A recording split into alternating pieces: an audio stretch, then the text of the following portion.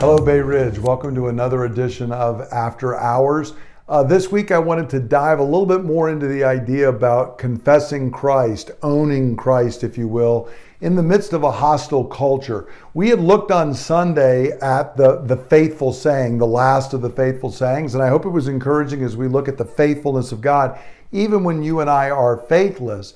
But we do have to remember this is in the context, and as I was mentioning on Sunday, that Paul is calling Timothy and us to a bold, unashamed confession of Christ, even if it costs suffering. And it's getting to be more and more difficult because we live in a culture that is in fact becoming hostile. But we do need to remember there is that third part of the faithful saying where it says, if we disown him, he'll disown us. And as I spoke, I think ultimately that's dealing with what happens at the judgment throne, so to speak. But we do need to recognize there is a strong warning there for us and owning up to and confessing Christ in the midst of even a hostile culture. And it ultimately is traced back to Jesus' words in Matthew 10 or in Mark chapter 8.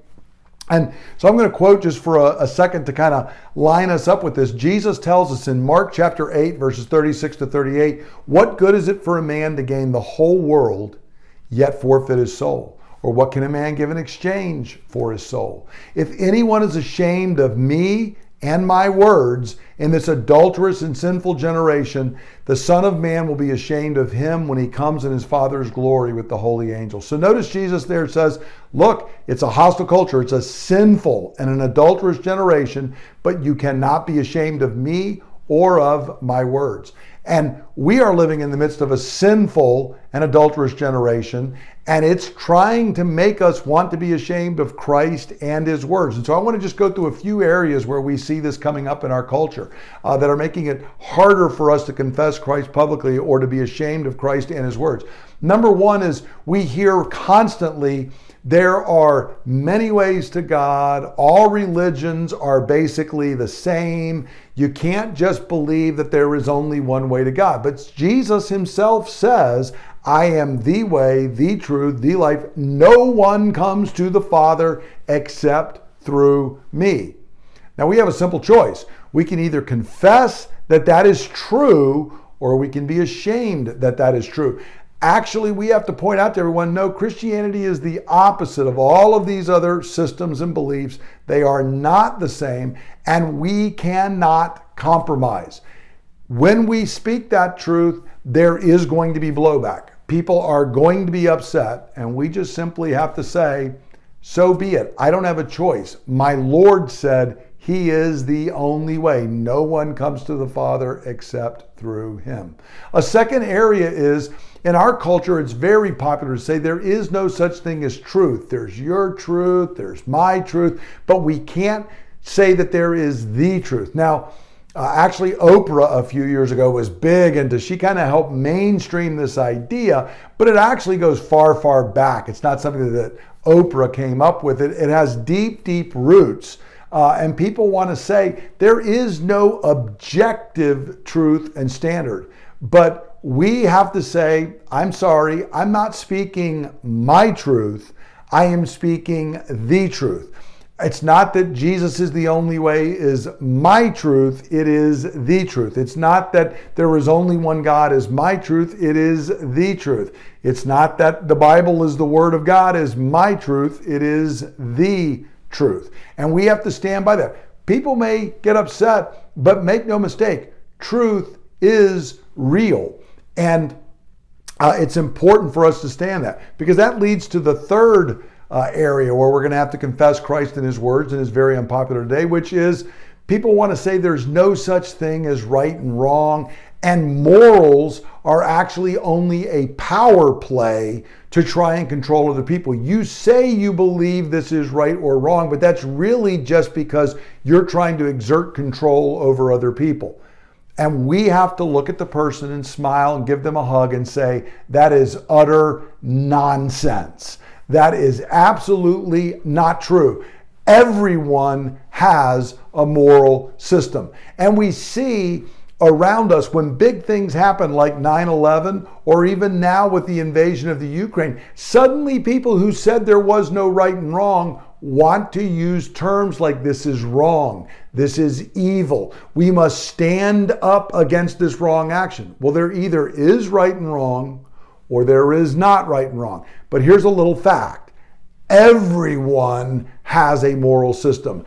Everyone believes some things are true and some things are false, some things are right, some things are wrong, some things are good, and some things are evil. And the whole idea of saying, no, all of that is just one group trying to control another is utter nonsense. It is complete, unadulterated foolishness. And it is people who are actually wanting to exert power and control by saying everyone else is just trying to exert power and control. And we have to recognize and stand up and stand for the words of Jesus and say, God has revealed truth. He has revealed right and wrong. It's not developed by society. It is given by God, and it's actually revealed out in creation. We can see it. Romans 1 tells us there are things that we can't not know. We know there is a God. We know we are going to be held accountable. We know there is right and wrong, and we've got a pretty good idea of what it is. All of this is available to all humans.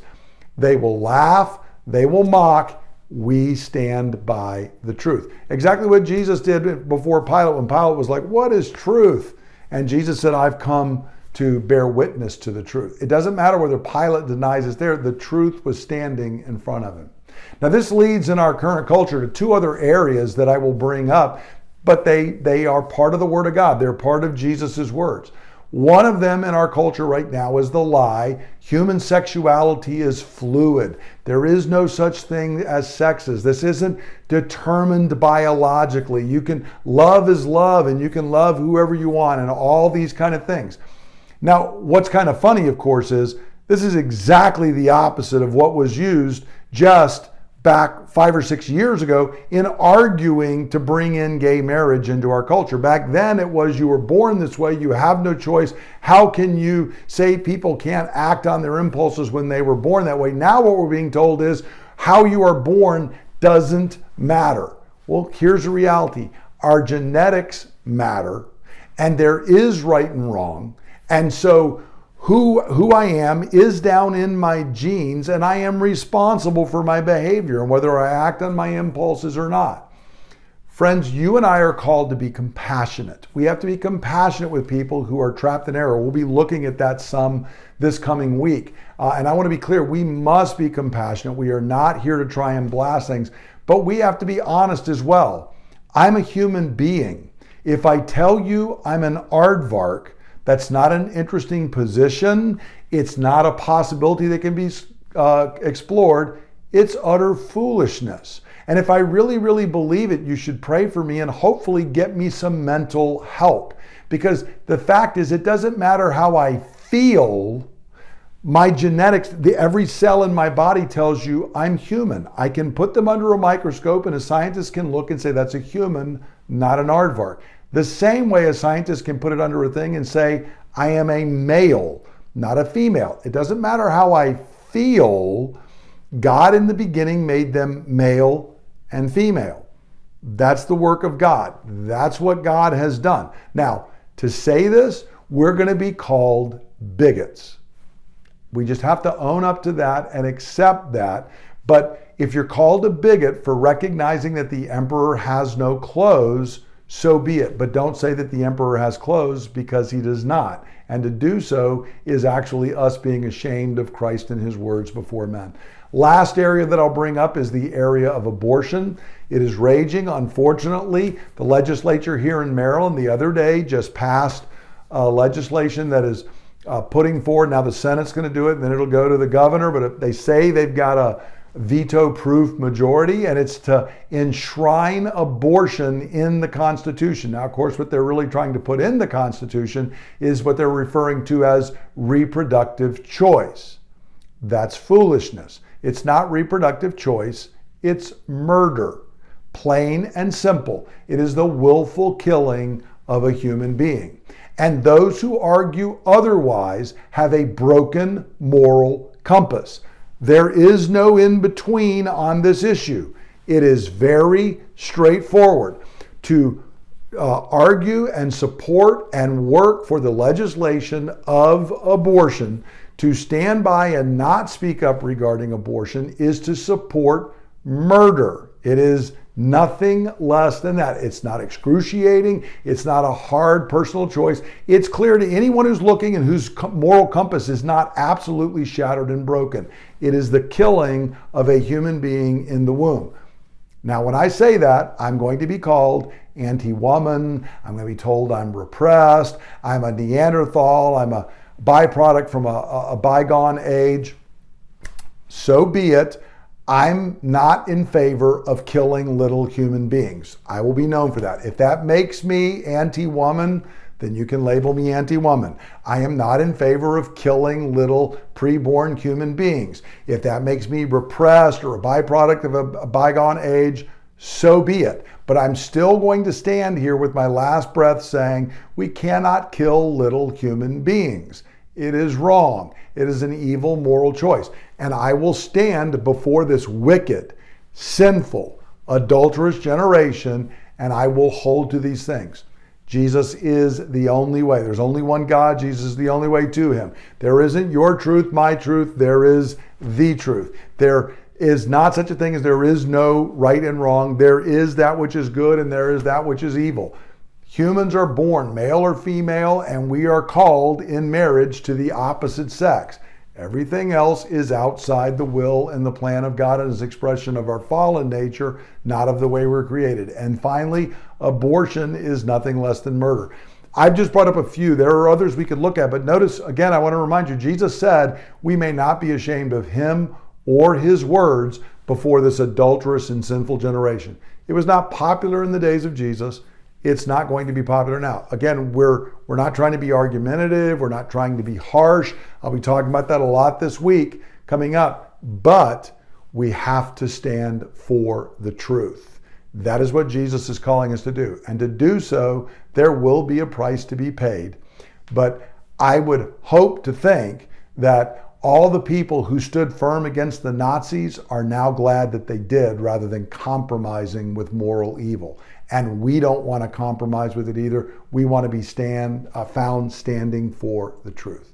Brothers and sisters, I hope this helps you and encourages you in your walk. I look forward to us gathering again this week in worship as we'll continue in our study of 2 Timothy.